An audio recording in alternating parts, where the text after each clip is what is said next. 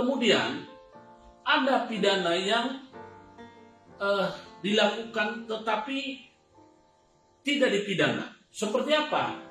Ya, pertama-tama pada pasal 48 maupun pasal 49 KUH pidana. Bahwa seseorang yang melakukan pasal 48 tentang orang membela diri, daya paksa. Karena dia merasa dirinya terancam dan tidak bisa berbuat apa-apa. Kemudian dia melakukan pembelaan secara patut berdasarkan hukum.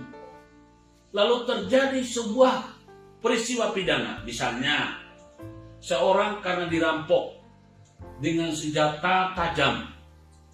Lalu dia tidak bisa lari, dia tidak bisa minta tolong, akhirnya dia melakukan pembelaan diri. Ya. Ketika dia melakukan pembelaan diri, lalu orang yang merampok ini mati. Nah, kalau polisi atau penegak hukum dalam rangka menjalankan Kamtibmas, kemudian dia menemukan penjahat lalu dia tembak, setelah tentu dia lakukan pertama peringatan, teguran, peringatan, kemudian dia lakukan sesuai SOP lalu mati, maka dia dituntut. Kalau masyarakat, meskipun penjahat, kalau bukan karena dalam kondisi daya paksa, maka dia tetap dihukum. Jadi KUH pidana pasal 48 tolong diperhatikan betul-betul. Unsur pembelaan diri itu adalah harus terpenuhi. Misalnya ada, kita lihat pencuri.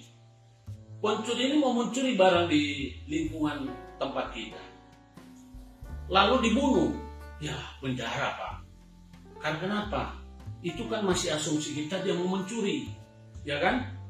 Jadi sepanjang dia tidak melakukan suatu ancaman jiwa kepada kita tidak boleh membunuhnya. Nah, itu namanya tidak berlaku pasal 48. Kemudian pasal 49, setiap orang yang melakukan suatu perbuatan atau peristiwa hukum pidana karena perintah undang-undang, maka dia tidak dipidana. Misalnya, ya, seseorang diberikan wewenang untuk, katakanlah kita bilang apa ini, korupsi. Jadi seorang pejabat diberikan wewenang untuk mengatur keuangan, ya kan? Di mana keuangan yang diberikan itu adalah untuk membeli alat tulis kantor. Kemudian dia kebetulan kuasa pengguna anggaran, lalu terjadi sesuatu hal yang di luar daripada untuk pembelian ATK, tapi dia lakukan dengan dasar itikat baik, karena dia ingin melihat bahwa ini dia punya tanggung jawab, anak buahnya ada yang masuk rumah sakit atau ada yang kecelakaan. Dia tidak punya uang. Boleh saja dia pakai uang itu, yang penting dia ganti, ya kan? Dengan kata lain, bukan untuk memperkaya diri. Jadi itu atas nama undang-undang, karena dia harus menolong orang, kemudian dia menolong, maka dia tidak dipidana. Itu.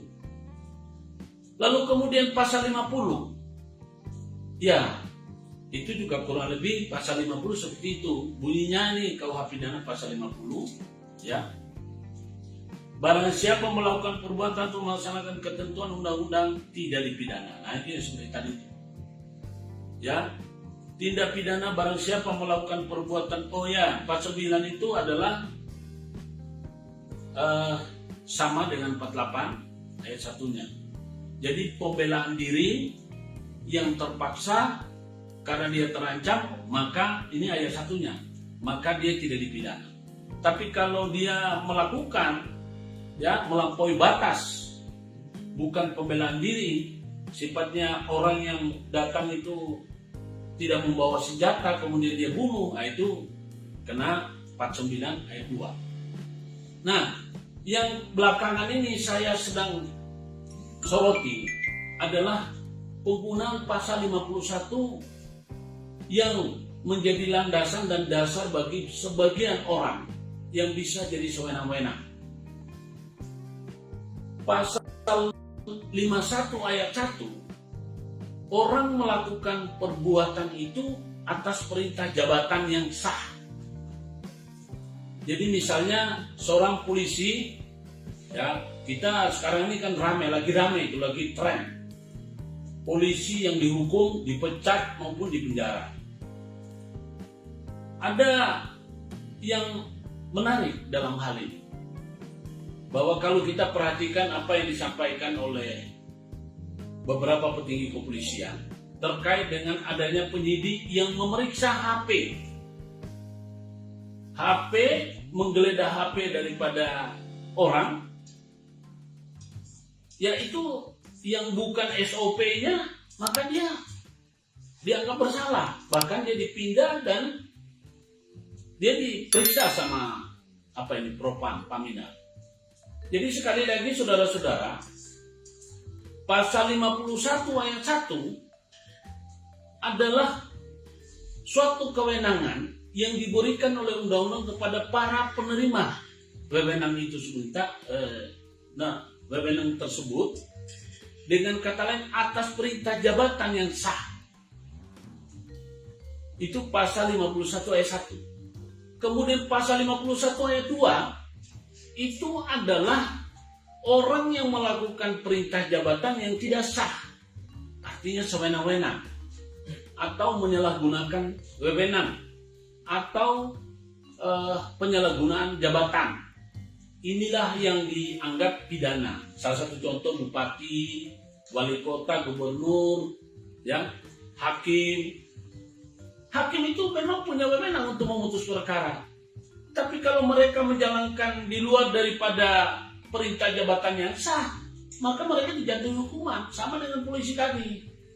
Polisi membuka HP orang, ada memang kalau misalnya seseorang itu diduga adalah lagi menyebarkan hoaks, ya kan? Ya HP-nya boleh dibuka. Tapi kalau orang cuma ketemu di jalan kemudian dia langsung diambil HP-nya, itu nggak sesuai dengan SOP.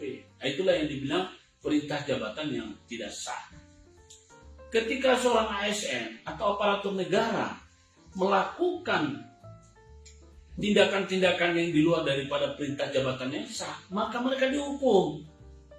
Ini bukan cuma terhadap polisi, terhadap berlaku juga kepada jaksa, berlaku juga bagi hakim, berlaku juga bagi advokat, ya, berlaku juga bagi menteri, gubernur, bupati, wali kota, kepala dinas, bahkan presiden pun berlaku.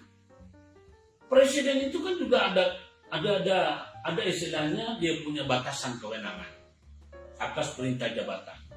Tetapi ketika melakukan suatu kesewenang-wenangan atau di luar daripada wewenang perintah jabatan yang sah, maka dia bisa dipidana. Itu barangkali yang perlu kita ketahui. Nah, kembali kepada materi saya yang pertama. Teman-teman para penggiat hukum, pekerja hukum maupun advokat yang selama ini selalu takut menghadapi atau selalu mengatakan, itu kan kewenangan penyidik. Pak, kewenangan penyidik itu kalau dia lakukan sesuai sebagaimana perintah jabatan pasal 51 ayat 1, perintah jabatan yang sah, maka itu wewenang.